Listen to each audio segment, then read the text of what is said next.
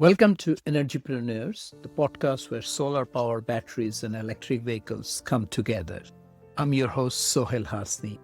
When we combine these technologies, something powerful happens. On this show, I speak with founders, engineers, and investors who are building this fantastic new energy system. Thank you for joining. Today, we catch up with Bruce Mountain from Melbourne, Australia, talking about distribution, power generation, and its impact on the society in general. Bruce is also highlight the need for government now to step off the policy setting. The technology is there.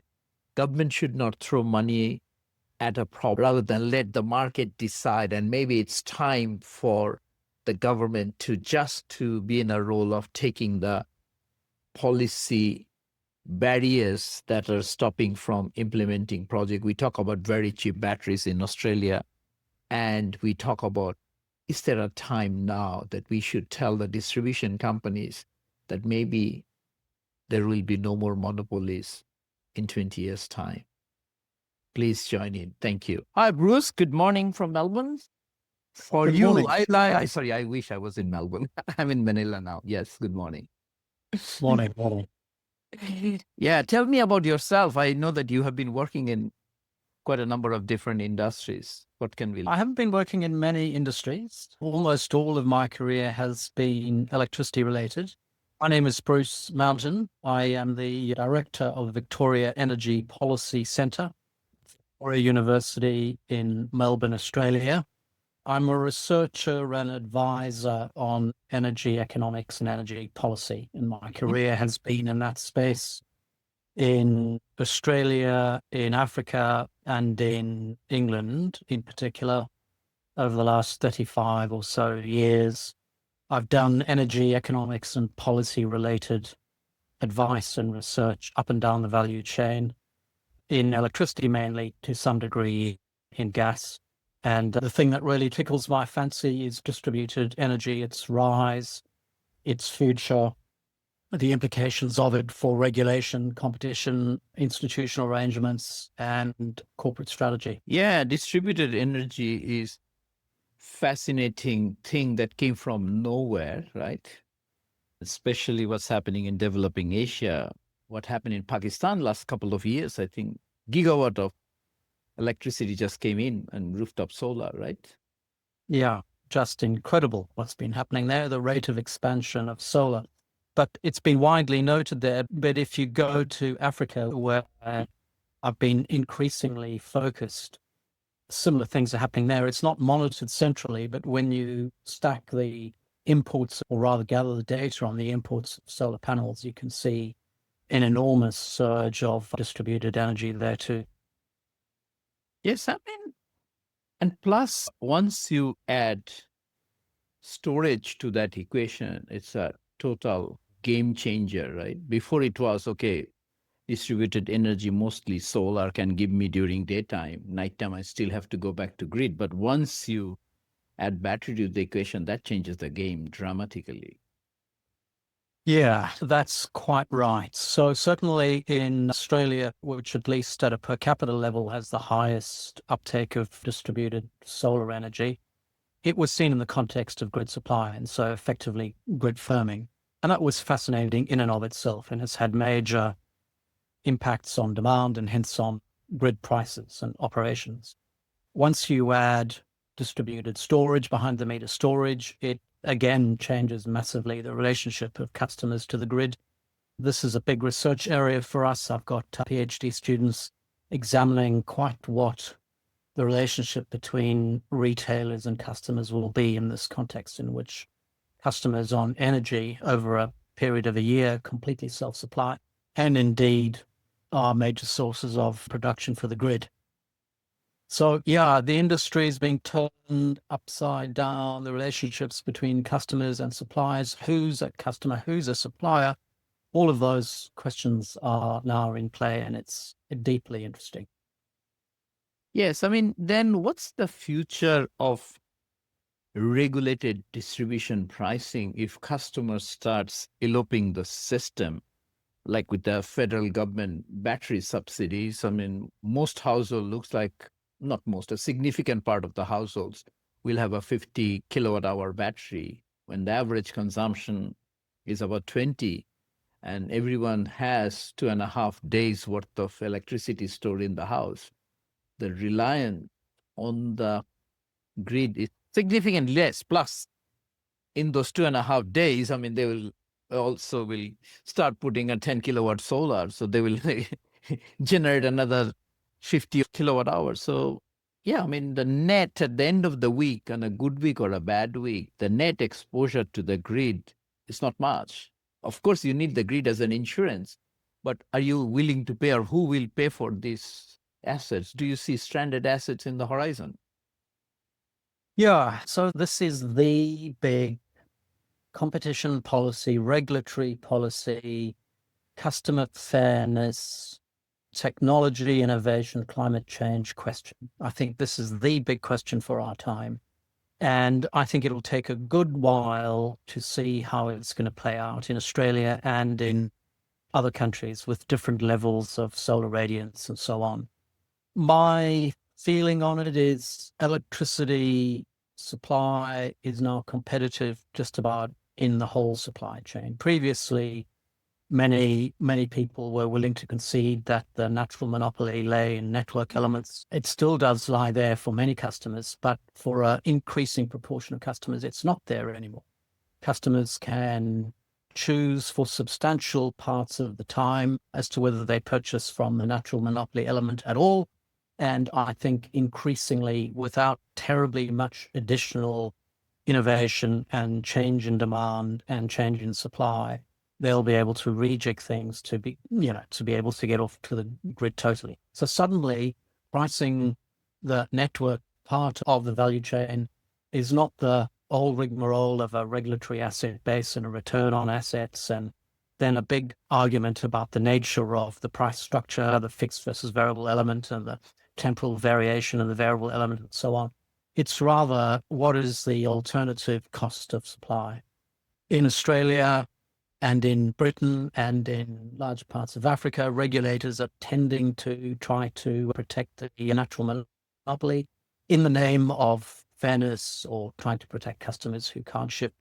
And that's translating into pressure to increase fixed charges, to turn network elements into quasi-council tax type elements. But I think that's increasingly not terribly plausible. Where they are doing that and are introducing high fixed charges, customers are actually defecting from the grid totally. And I think that's the direction of travel. Many smart suppliers in equipment and in integration of PV and battery, stationary battery and mobile battery. Not terribly much more packaging and software and innovation needs to happen for many customers now to have the choice to defect from the grid totally. And so I think this needs to enter seriously into the pricing debate. Well, I mean, I was involved during the Victorian privatization. I was at the Essential Services Commission, which used to be called Office of the Regulator General under Robin David those days. One question that came up, it was not relevant then, but it did come up a few times, that the utility companies have an obligation to supply any customer at a fixed fee. Does it automatically give an obligation or blocks a customer from disconnecting the supply? Because the customer do not have right to disconnect because you already put your distribution charge along the road, right? And a shallow or deep connection, there is a connection charge. So that doesn't mean that you can tomorrow come in saying, sorry, I don't want you anymore, right? It was not written down anywhere, but that was the understanding. But then issue was, now, come on. Why on earth people want to leave the power companies? Those days, technology was not there. That was not a possibility. But today, especially with vehicle to grid, I mean, rather than electrons running around your car, autonomous car could be running around from one suburb to another suburb, carrying 100 kilowatt hour and maybe 500 kilowatt hour in future. So that's a huge regulatory question, right? Can the customer defect the grid? Yeah, Is government going to now attempt to codify the access right in a way that says you pay a grid exit fee? I think the politics of that will be dreadful. I mean, it's useful to bear in mind we see these technology shifts in other things. Telecoms, we've seen the quiet demise, no big announcement of it. I can't recall a single newspaper article trumpeting the incredible transition from landline to mobile, and I guess from mobile to data, where a number is simply an access to a data element, not a fixed line. And dare I say it, perhaps fiber optic against air-based communication. So post and telecoms and postal services. So we do see these transitions. Government has not attempted in those to say there's a whole bunch of sunk costs in our postal infrastructure and a whole lot of sunk costs in our fiber optic network and in our copper pipe network. So you have to pay an exit fee to drop your phone line. And I think the population will say, well, why is electricity any different? Sure, it might be as a thing which came through physical wires and transmission and so on and so forth, but kind of so what? And at least in Australia, as you know, having worked here at the time that it was privatized, it was sold off. And study after study have shown that the investors in those network monopolies have done very well out of them for a very long period of time. So good luck to the regulator who says to the politician, actually charge an exit fee. I reckon the politicians will give them short shrift. So maybe other countries will have different stances. Try to enforce that. Let's see how far you get. Yeah, it'll be very interesting because the companies will argue it's a part of the regulatory bargain they got, right? I mean, we had those debates during when the docklands open up. Who owns dockland? Is it City Power or PowerCo, right? Those debates, because it was a greenfield, right? Yeah. Yeah. I mean, who knows what lawyers will argue? I'm sure their arguments will, well, I'm not sure, but chances are arguments will happen in the courts on this. But I think from an economic point of view, they were buying the present value of an income stream. They weren't buying a guarantee of the present value of the income stream. We're taking a risk, and they get an equity risk premium on their investment because they face market risks. Those market risks change, and that's in the nature of taking on the risk. You don't predefine the bunch of risks that you're taking on. You're taking on market risk, and this is a market risk born of a technology shift.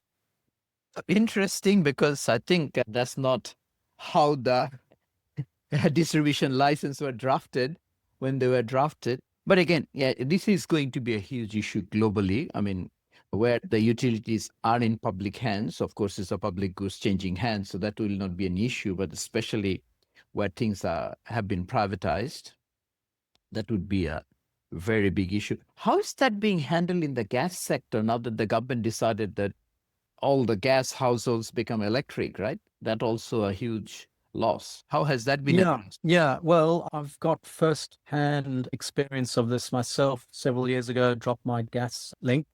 Found that I could effectively stop buying gas, and they'd take away the gas meter at no marginal cost to me.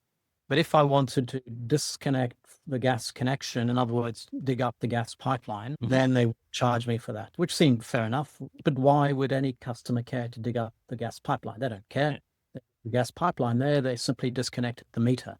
There are changes in Australia more recently. I don't know the black letter law on it, to attempt to charge customers to drop their connection from the grid. But I don't think that's reached into the idea of compensation for stranded costs as a consequence of the disconnection. And given that Australia's governments, many of them are encouraging people to shift away from gas to electricity, I think it's extremely unlikely that they will, on the one hand, meaningfully push transition out of gas into electricity and at the same time charge customers for dropping their connection to the gas network. So I doubt we can read into that a firm policy position for what will happen into power networks. I mean, electricity and gas is, I think, both owned by AGL, right? A large part, right? A whole lot of the retail market is dominated by AGL in many states. Victoria AGL has a large share. They also have substantial retail operations, but they don't own the distribution network. Either of electricity or gas. Anyway, this would be a sort of interesting thing whenever it happens. I'm sure there will be a lot of legal issues And this will be an issue globally because people now have choice, as you correctly mentioned, to opt Yeah, out before it was yeah, not. yeah. I mean, we see this kind of at the margin happening in rural areas of Australia and also globally.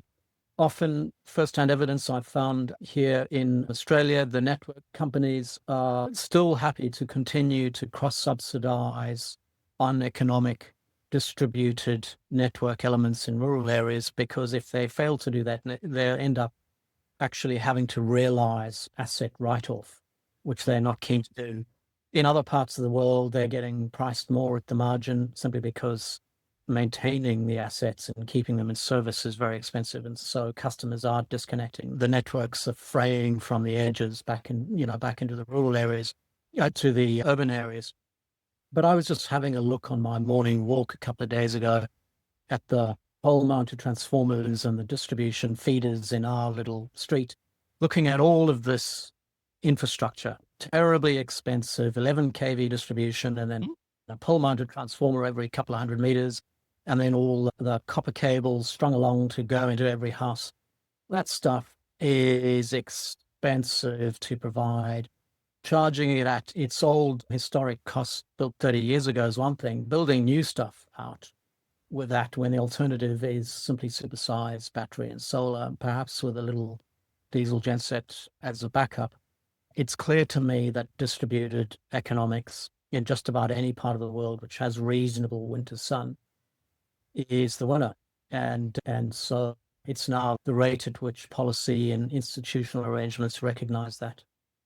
Yes, I mean, ultimately that would be inevitable, but also it will depend on the metal prices because I remember at one stage someone saying all the embedded network of Telstra, Australia telecommunication grid, the copper cables, maybe if they dig up, maybe has more value than anything else because the Yeah. customers can argue we own the cables we already paid for. It's a depreciated Yes. asset partially. Very interesting. Well, with copper at 13,000 a ton, I wouldn't be surprised if someone within the distribution companies were not starting to run those sort of sums. Very interesting. Yeah, yeah, I mean, it'd be interesting because Horizon Power in Western Australia ripped off a lot of distribution lines more than 5 years ago because it was cheaper to run them as a mini grid than sort of running a distribution line across, right? Yeah. Yeah. I put up a little post a couple of days ago based on the installed price of a battery from a customer, or not a customer, actually purchased a battery locally and had it installed. 53 kilowatt hours for 7,000 Australian installed. We've all been talking about the Tesla Powerwall 2. No, everyone spoke about it until perhaps 2 or 3 years ago. Per kilowatt hour of storage, 1/10 that price over a couple of years. Just incredible price reductions. Leave aside, the mined price of lithium and the process price and what have you. This is the installed price of a kilowatt hour, a large battery at a household level, 1/10 of what the going rate was just 2 or 3 years ago. So this market is evolving unbelievably quickly. Yes, I mean, and because I installed a Tesla Powerwall in my house, so I can exactly relate to the numbers that you put out. Yes. Yeah, yeah, So yeah. 13.5 kilowatt hour costing was about 15,000 plus Australian Yes. dollars. And so that's essentially almost 5 times more storage for half the cost. So that's a 10th. Wow. Now, what's your view on changing topic a bit. One thing that is sort of getting attention, and I'm sure will be debated globally, is this federal government proposal for 3 hours of free electricity to bring the off-peak demand higher, reduce the shoulder peak and the peak demand, and also providing, in a way, access to the rooftop solar, those who do not have rooftop solar energy, right? By giving free energy. So what's your view on Yeah. this? Look, I think it is extraordinarily bad policy that has not been thought through. So what's the political and kind of policy motivation for all of this? It's the idea that those households that don't have rooftop solar or can't have rooftop solar need to benefit from it in electricity prices they pay. That's kind of that, that'll have been the idea that circulated amongst the minister's advisors. That's how it was labeled. Yes, yes. Yeah, in the countless discussions, and someone will have said, well, how about we simply mandate free electricity in the middle of the price? Look at the wholesale prices. They're so often negative. Isn't that fantastic? And they announced it. No policy economic analysis that was published before, no serious discussion of the ideas. They simply announced. I think it's terrible policy for the following reasons. You can get these offers in the market in Australia. I've been on them for more than 2 years since they were introduced. And in fact, yesterday I switched from a retailer, my old retailer, which had 3 hours of free power, to a new offer in the market, offering 4 hours of free power. And because I've got an EV, that additional hour of flexibility rather suits me. And so I've now switched. The process took me 60 seconds online. So the retail market, switching costs, anyone tells you they're high in Australia, sorry, the lived experience that I've had, and I'm hardly knowledgeable on the ins and outs of that, is it's not. That's an offer freely made. My energy retailer had no policy induction to make that offer. They don't own much generation. They're retailers operating in the market, and they've made that freely. The government's policy will mandate that all retailers make this offer. In addition, in the default offer the government sets, they'll be under pressure from social groups not to allow retailers to get back the foregone income they'll have got, not just on their energy purchase, which will be non-zero in many hours, but also on their retailing and network charges, for which they're not getting paid in those free hours by substantially higher off-peak prices. So they'll be under pressure to effectively introduce a tariff that involves substantial sales, or at least offer at sales at prices that are not going to recover their costs as an average. That sounds fantastic, doesn't it? We all like our energy retailers to make a loss when they sell electricity, except that they will withdraw supply. They'll have to obtain income from other customers if they are to stay in business. Some of those energy retailers will leave the market simply because they can't compete, being forced to sell for nothing. It will undermine rivalry within the retail market. It decreases the attractiveness of that market to new suppliers and to innovation. And who will benefit from this? It'll be relatively affluent customers like me who have the flexibility to move their demand around, who have EVs, and who effectively get a middle-class welfare price of electricity through policy. The vast bulk of the people who don't have access to rooftop solar live in higher density buildings, which have a low ratio of roof space to floor space because they're multi-occupancy places, and either they are rented, or even if they own, the complexity of getting a shared solar resource on a roof to the individual dwellings in a building is just hard. And so for these physical structural reasons, the solar uptake in that sector will be low. Most of the people living in those sorts of apartments do not work from home. They work in service occupations or in physical labor occupations where they need to leave their home. They are, other than on the weekends, not going to be able to benefit from this scheme. So, effectively through this nice sounding policy, it's always like this, government is going to entrench a subsidy for the rich at the expense of the poor. And I think will greatly undermine distributed rooftop solar uptake. Why install solar panels if you can buy electricity from the grid when those solar panels are going to be producing for much of their time, if you can pay nothing to buy that electricity from the grid? Storage is great, which is solar. And Australia's still got a long way to go in getting its coal out of the system, and solar is the cheapest way of doing that. So you are undermining the source of production that has the lowest social impact and the lowest cost as part of your energy transition. So if government wants that, it's going to have to now impose even higher subsidies on that technology to compensate for the economics, which it has damaged through a mandatory free electricity policy. So those are my arguments.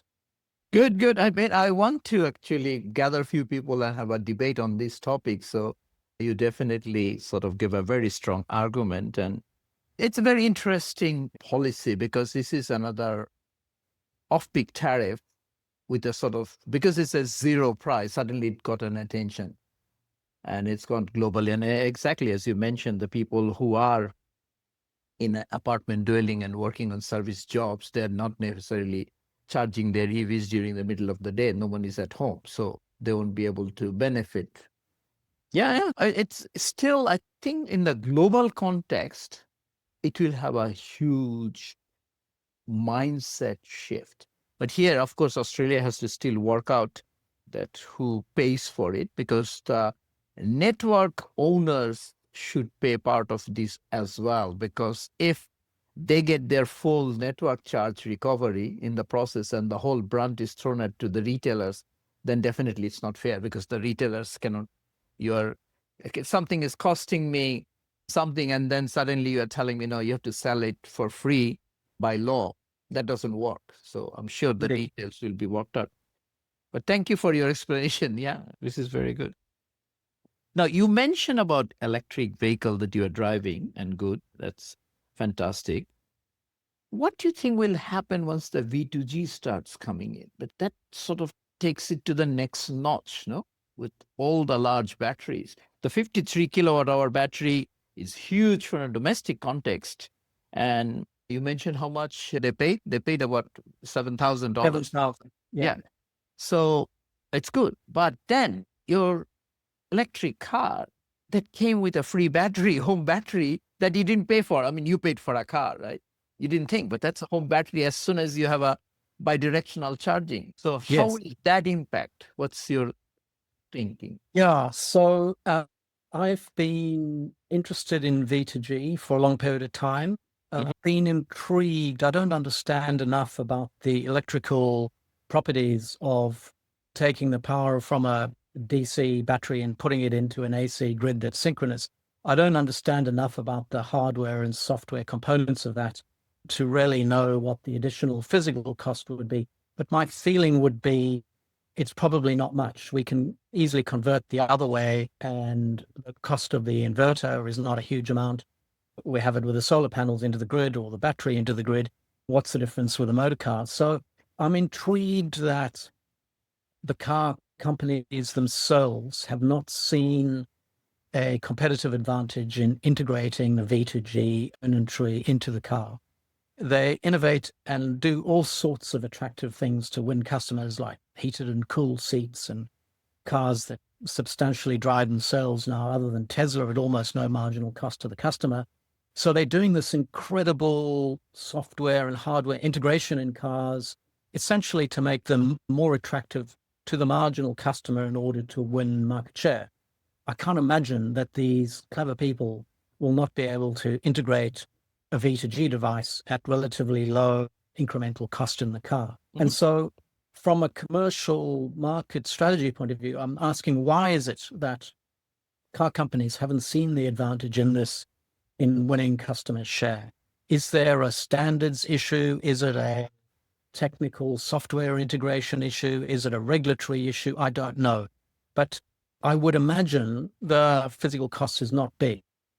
So once whatever those barriers are resolved and BYD, whatever, see commercial advantage in integrating V2G, then I think there will be a revolution, and I think customers will love it. The idea of soaking up much of their solar now, and there's 3.5 million households with solar, I think almost every one of which, bar a small handful, will be exporting to the grid for much of the time, and they'll love the idea of putting even more of their stored electricity in their motor car for them to use, not just in personal transport, but also in household consumption. So, yeah, I do think mobile batteries, looking at the price paid by this friend of mine for his 53 kilowatt hour stationary battery, will be competing with stationary battery. Now, stationary batteries got to the point at which it's pretty jolly competitive. Everyone said, oh, isn't it fantastic to have a motor car with this big battery? Well, you can get the same bigger storage capacity than my motor car has for $7,000 installed as a stationary battery. So batteries, storage, surely this is where we're just going to see massive increases in supply everywhere. Yep, absolutely.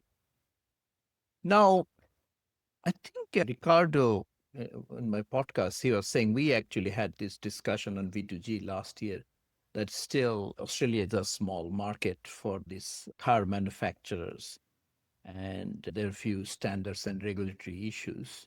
So I'll introduce to Ricardo, so have a bit of chat if you are interested. Hmm. But broadly, Nissan Leaf had a default V2G all the time, right? But now most of the cars are providing you V2L. I mean, BYD has V2L, and Tesla, I recently also saw there's an adapter you could buy. So it sort of acts as a V2L so that you can make it bidirectional. And then once you have V2L, theoretically, you should be able to charge your car with someone else's as a load, Yes. right? 1 kilowatt Yes. is good enough. Overnight, you get about 10 kilowatt hour, not bad.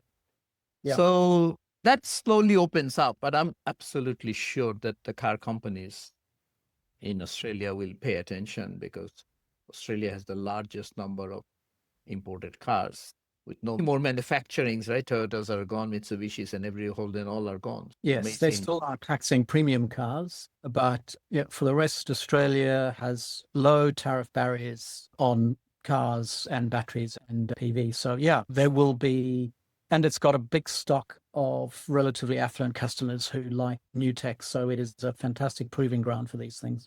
Then what's your view on the other topic, which is retrofitting of cars? Because people say we can buy a brand new cheap car. Why I want to retrofit? But then I look at, say, I had an old Holden Statesman, 1995. You don't make those cars. And if I'm in a rural areas living in Australia and I have a car which is to be a V8, 5.8 liter car, and I grew up in that car, I want to keep that car. Price is not an issue, right? So there is obviously a market for converting those cars rather than buying another one. So what's your view? I mean, because the world's have millions of cars. You cannot just say, we'll all buy new and chuck these cars away. Well, we No. definitely have the technology to convert them, no? Yeah, yeah. Well, we've seen battery conversion companies doing that with Land Rovers for game farm viewing and what have you. And I think there's a pretty stable market in that. And I'm aware of others who do it for Jaguars and MGs and British sports cars and others, people who love the image and the feel of those cars, love the greater functionality and pleasure available from an EV drivetrain. And range is just not an issue. How many people take their X-Type Jaguar for a 600-kilometer spin? They almost never do. They'll potter around the villages and what have you. So, yeah, I imagine there'll be lots of that. I would think, however, the kind of engineering from the point of view of distance traveled per unit of storage on a old car converted would be pretty poor because the chassis and battery componentry and orientation wouldn't have been designed as a ground up modern EV with a single blade battery in the chassis, then suitable tiny DC motors either in the wheels or close to the wheels.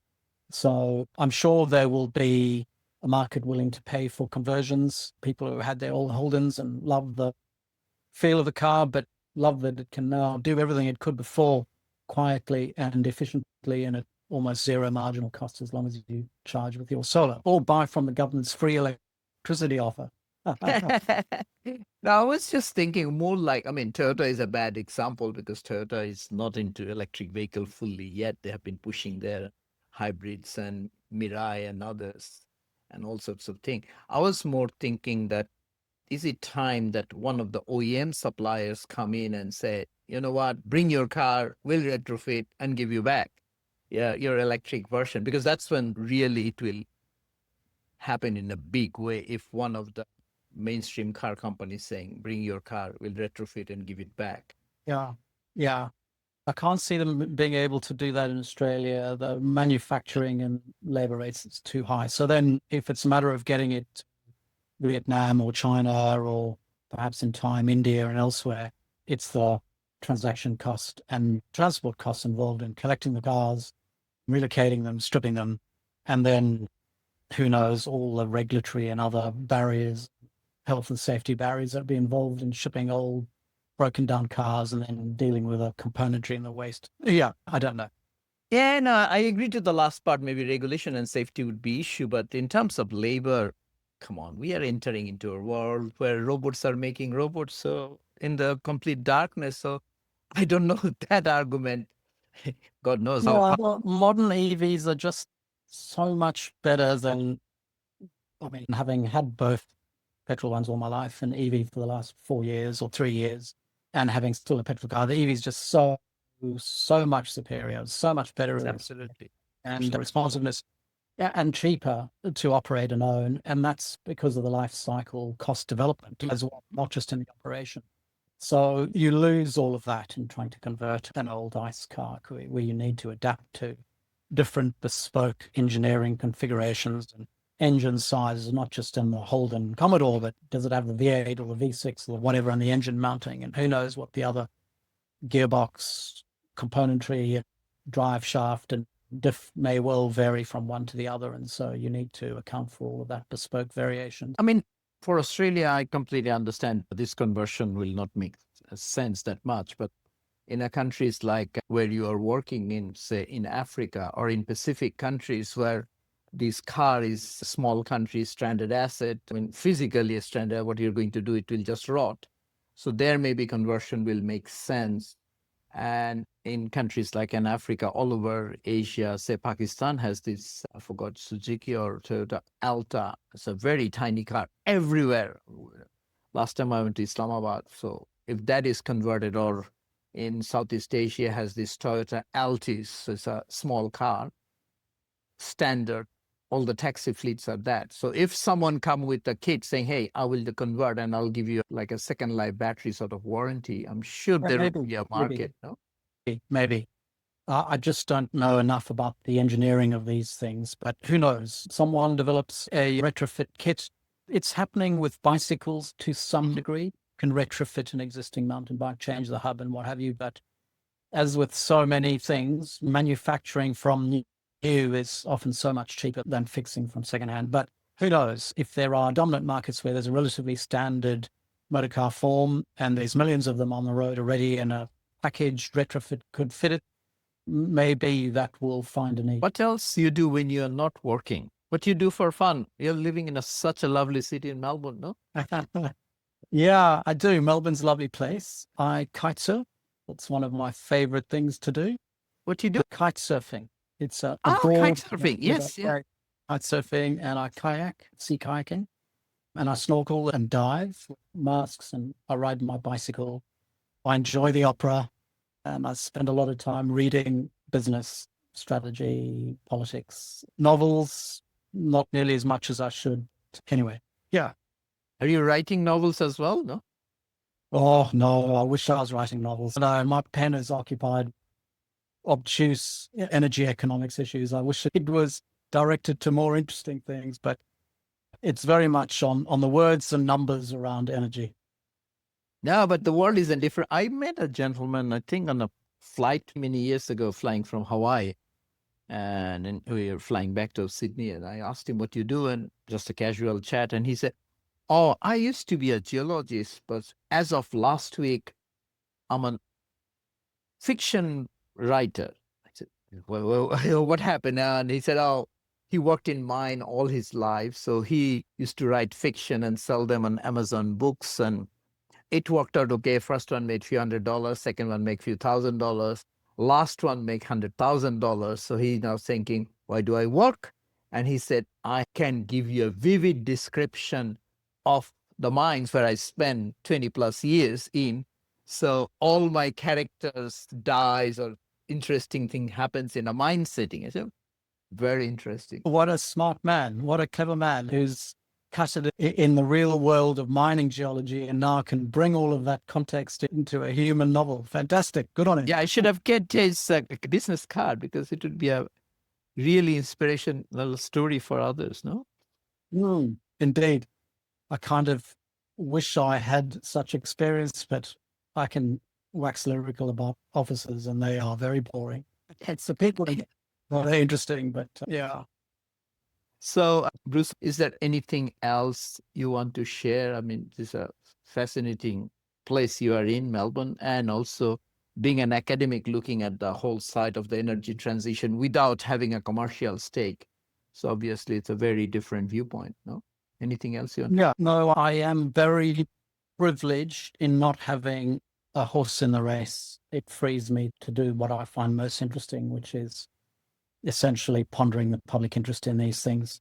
That's kind of where my mind has always been, and I find it fascinating.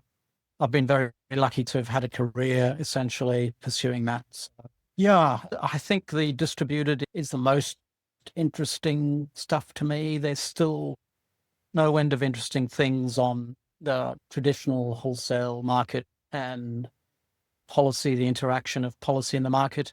I think on that, perhaps if I was to add another thing different to our distributed discussion, I've kind of increasingly become disinterested in policy support for energy transition. I think often government makes it worse when they intervene. The economics of clean production now is pretty much there across technology, across market. And government can help by taking barriers out of the way, but not necessarily putting their hands in customers' or taxpayers' pockets to actually facilitate. If anything, I think what we're seeing in Australia is this much slower progress than the government intended. And I think that's largely as a consequence of government policy. Contrary to what they're seeking to do, the suppliers are sitting on their hands waiting for government to cough up more. If they didn't feel government was going to cough up more, I think they'd be rushing to compete with each other. And that's indeed what we see. I've got a house in the Cape, and in Cape Town, I've installed battery and solar at my house at lower cost than I have installed just a battery here in Australia, in spite of the much greater policy support for batteries in Australia. And why has that happened there? Because the suppliers are jumping in, they are competing with each other to win market share. And policy support is not finding its way in premiums for the suppliers, which I think it is to some degree here in Australia. So you can get these energy transition outcomes without the heavy-handed government, I think. So I'm kind of increasingly of that view. I wasn't of this view 5 years ago, where I thought policy support was essential because the economics wasn't stacking up. But now I think it does stack up. And I think government's got much more useful role to play, harder role to play, taking barriers out of the way than putting money on the table. But I think it's time that government started focusing on those much harder policy design tasks than on money. Fantastic. Yeah, I mean, that's what is happening with the technology now that everyone is aware. The numbers are established. Everyone understands, okay, 53 kilowatt hour for this amount. Yeah. So we don't need any more policy support. Just don't come in the way by way of new regulation, new safety standards, which of course needed, but unnecessary, creating a barrier, right? Yes, indeed. And that'll be a seismic shift for advocates and for policymakers and for government officials. It's much easier and more enjoyable to think of ways of spending other people's money. You really feel you're working, doing something noble and good, taking from the rich and giving to the poor, but you're often doing the opposite. As this free solar thing, you're taking from the poor and actually giving to the rich. So I think it's time for government to step out of that and do the things it can do to act in the public interest, to reduce the frictions to the uptake of cleaner technologies, deal with market power and barriers put up by vested interests. Those are the things. Those are much harder and require much more imagination and smarts. But I think we should be pressuring our governments to be putting their energy and interests and expertise and their role in that. Yes, absolutely agree. But at a very macro level, sorry, one last question. What's your view, the way the world is moving towards with AI, free intelligence, free electricity globally coming? Eventually it will be, I personally think that electricity, the zero marginal cost electricity will prevail. It has to be like a flat fee, like the Wi-Fi we pay. We don't pay for a WhatsApp call, but we pay the flat internet access fee. In that world, what will the role of power companies be, especially in Australia? You know, we already have 33 gigawatt behind the meter, maybe more, and the whole national electricity market demand is about 33 right now, right? So if we have batteries, everyone has electricity, V2G 5 years out, what is the distribution companies doing? Yeah, I agree. This is the relevant policy question, and I've got students who are writing theses on exactly this question. I also like your likening of electricity charging to broadband charging, I agree. It's the same fundamental thing. And obtuse arguments over tariff structures and what have you, I think will greatly diminish. Some customers will want a variable component. Some customers are happy to pay per view for their video streaming. Others want a package. There'll be a wide range of different offers that suit different customers. Grids can diversify demand and diversify load. That's kind of fine, as long as they're not charged at their marginal new cost. If it's a historic grid that has that value. So my intuition is grids are going to look very different. I think very large point loads will continue to benefit from sort of wide area level firming technology, high level of technology firming. But a whole lot of the demand will not benefit from the value that grids can offer in sharing risk. They can simply manage that risk far more cheaply themselves. And on an asset that insulates against future variable fuel cost variation, oil and gas and coal costs, it does lend itself exactly to a lifetime fixed price type deal as we do with data. So I think there will be a range of possibilities on the commercial arrangements, a mixture of microgrid, off-grid, peer-to-peer, grid integrated customer offerings. And I don't know the answer to that. No one knows the answer to it. The very last thing we should be doing is getting a government commission to tell us the answer to it. We should create the arrangements so that other innovators and risk takers can figure out what sort of arrangement is best for different customers with their different demands. And that, to me, is the institutional arrangement we really need to push for, is allowing that to happen. That's where we'll find customers get the best possible outcome. Yeah, I think as a warning, maybe that its time has come, governments and regulators should tell the distribution companies, especially saying, listen, your license has a sunset clause of 2035. We are giving you 20 years warning. So our 2045 saying, please be prepared. Don't come crying back that we didn't give you enough warning. I think that's quite right. Exactly. You have many excellent ideas. Yeah, I agree. Putting flesh on that bone is very important now. Yeah, I mean, give them warning because they will come from the fairness we were not told. So if you give them a 20 years notice saying, hey, as of 2045, distribution will no longer be a natural monopoly in Victoria. We take the right to reconsider at that time. Yeah, I think that will radically shake them up, and they will seriously consider corporate strategy and business strategy, not just treating the energy regulator as their client and going through the long, tedious process of extracting rent, but actually making some serious commercial decisions. Yeah, excellent idea. Thank you so much. Thank you for your time, Bruce. Let's keep in touch, and I want to come back to you. Excellent. Very nice to have the chat with you. Thank you. Thank you for listening to Energypreneurs. Let's work together electrifying everything. This podcast is available in audio form on your favorite platforms and in video on YouTube. See you on next episode. Please feel free to subscribe to our channel, and we always appreciate your comments.